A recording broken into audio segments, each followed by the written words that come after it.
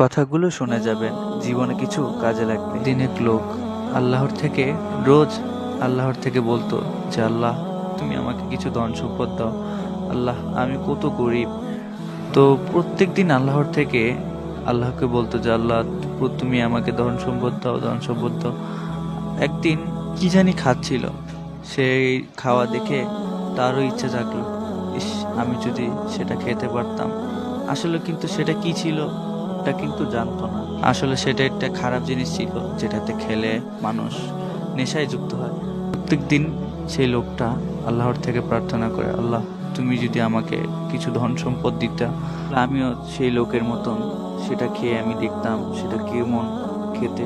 আল্লাহ কিন্তু জানে তার বান্দা তাকে যদি সম্পদ দেয় সে খারাপ পথে চলে যাবে, তার জন্যই তো তাকে তাকে সম্পদ দিচ্ছে না। আল্লাহ জানি না কতই মহান এবং কতই জ্ঞানীবান। নিশ্চিত